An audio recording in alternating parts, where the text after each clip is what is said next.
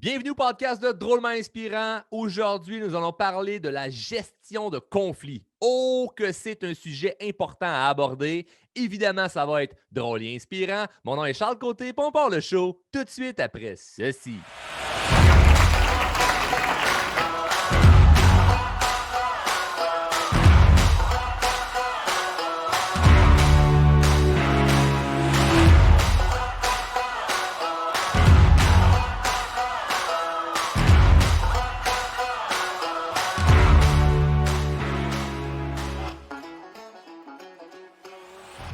La gestion de conflits, c'est un sujet que je dois amener dans le podcast parce que c'est des choses qu'on voit beaucoup en formation. On a beaucoup de clients qui viennent se faire coacher dans différents programmes de formation qu'on offre chez Drôlement Inspirant.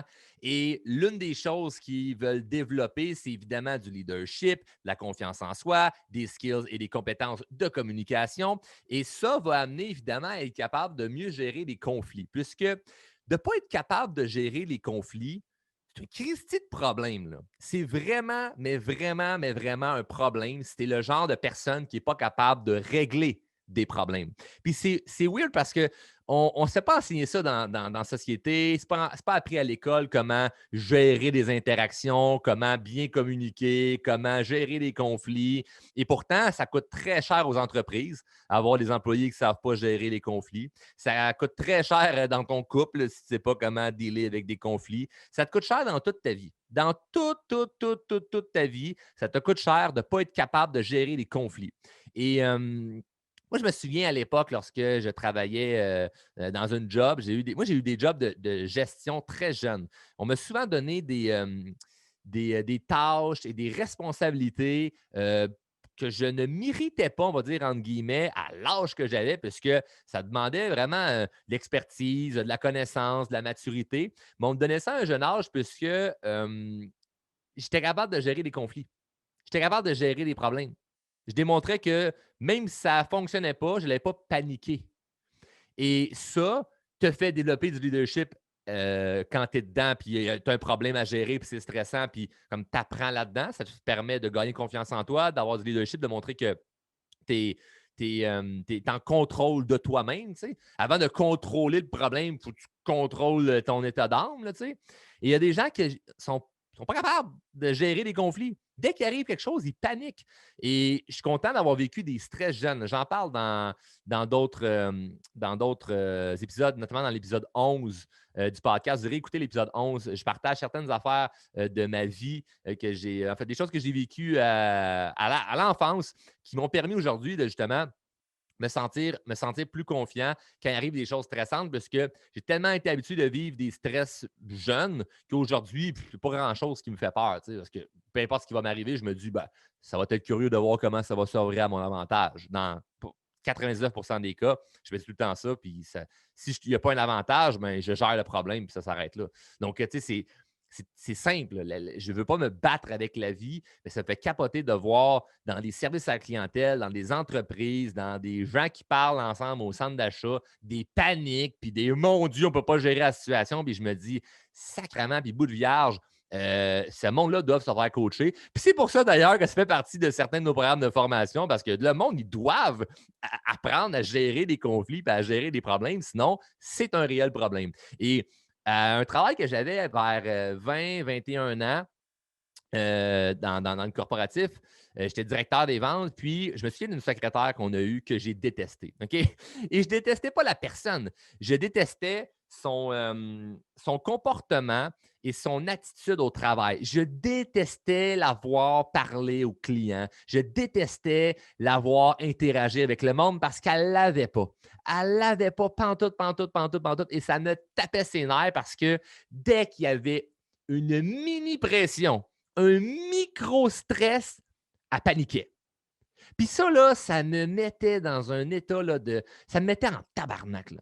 Parce que moi, je me disais, hey, tu as 35, 40 ans, tu as des enfants, puis tu paniques comme justement un enfant de 5 ans à la maternelle qui se fait enlever son jouet, là, puis oh mon Dieu, qu'est-ce qu'il va faire? Puis tu brailles. Voyons donc! Ça n'a pas de sens. Puis, avec les années, j'ai réussi à développer évidemment de l'empathie pour ces gens-là, où ce que je comprends aujourd'hui que Mais Colin, ils ont vécu des choses pas évidentes, ils ont vécu des choses pas le fun, qui les a amenés là. Mais en même temps, dans la vie, tout est une question de choix. Parce que j'ai vécu des stress, moi, à l'enfance, ça me rend aujourd'hui quelqu'un de confiant et moins stressé. Puis elle, parce qu'elle a vécu des stress à l'enfance, ça la rend aujourd'hui quelqu'un d'angoissé et stressé.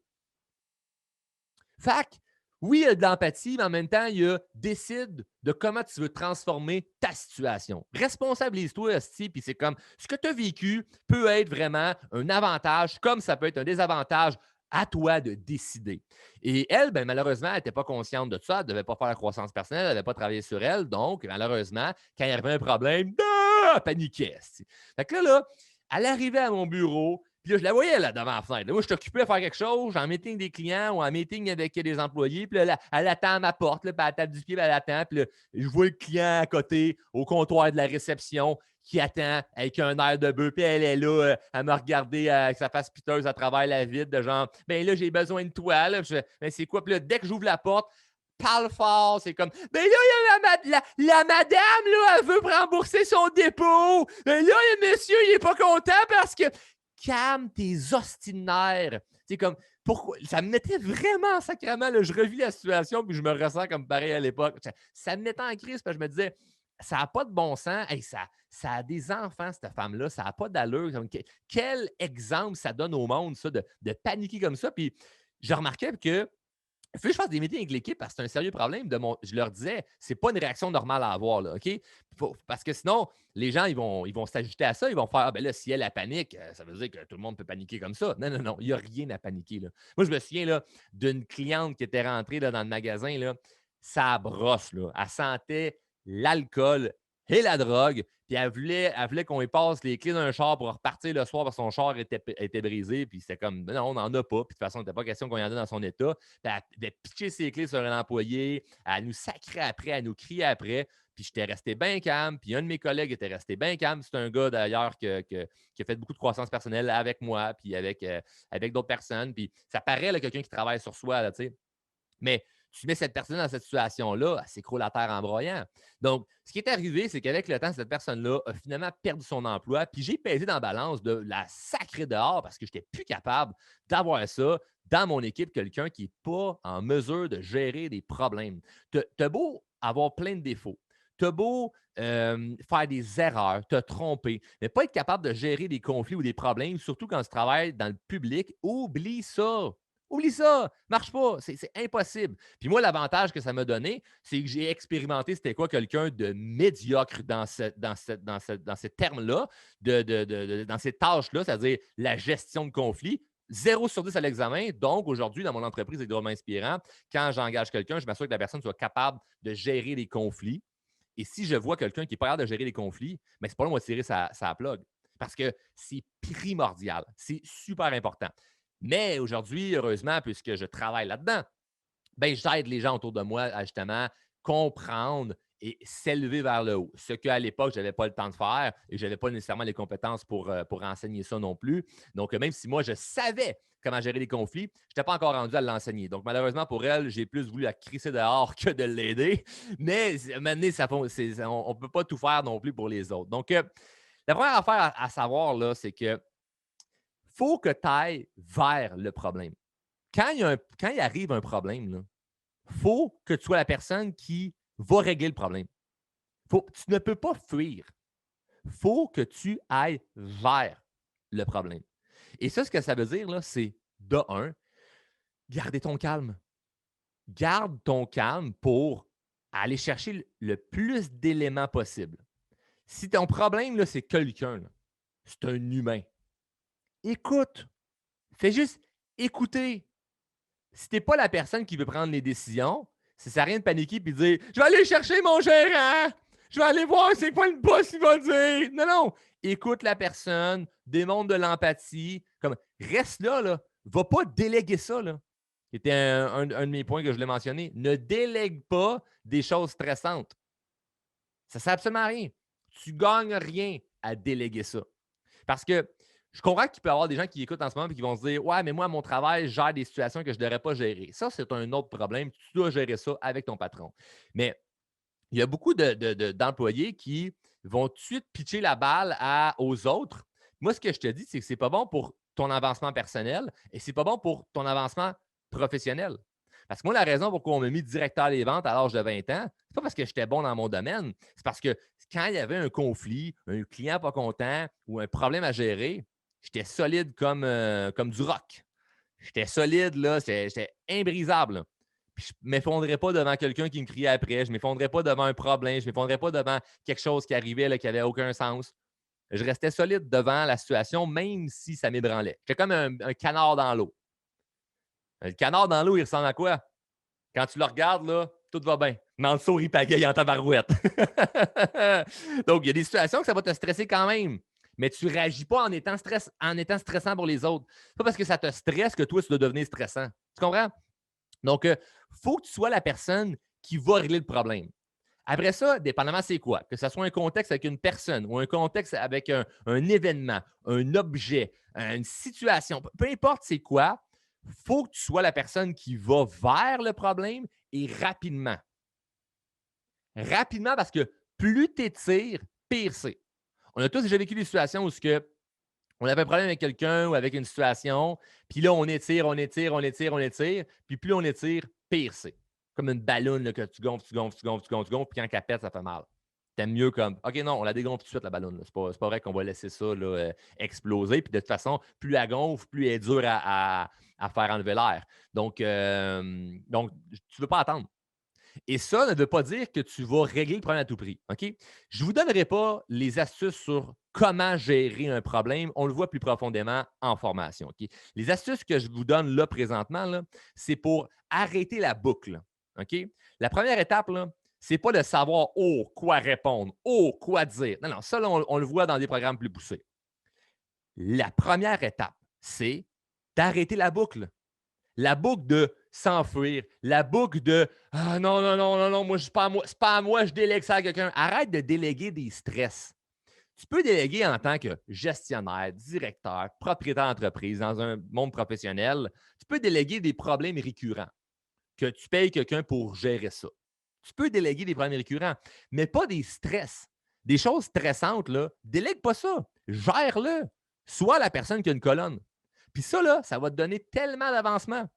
Même si ce n'est pas ta job de faire ça, là, ça va te donner d'avancement personnel et professionnel. Professionnel, ça veut dire, hey, cette personne-là, là, quand il arrive quelque chose, un problème, un conflit, là, elle est tout le temps la personne qui trouve les solutions, toujours la personne qui règle ça.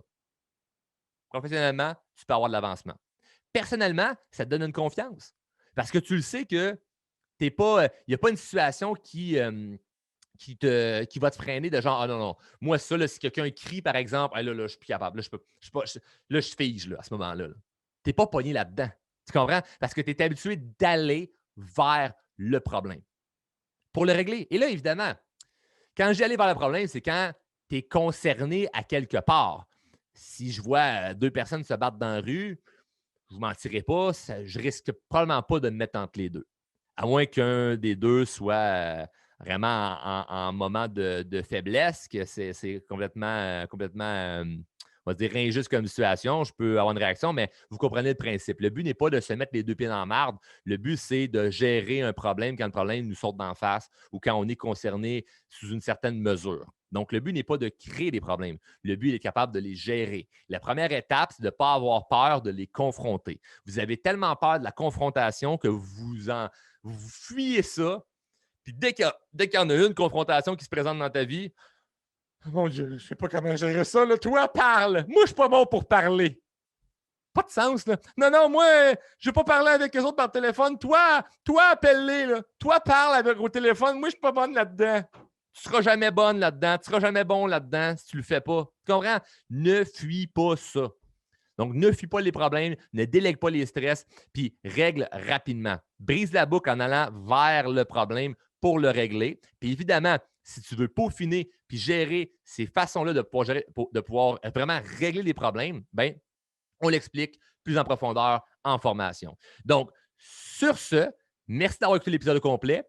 L'épisode suivant, OK?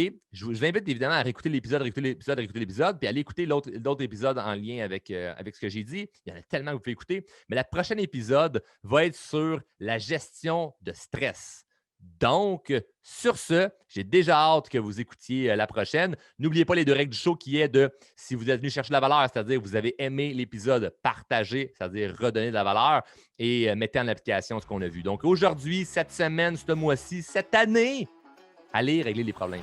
Ne les fuyez pas. Bonne journée à tous.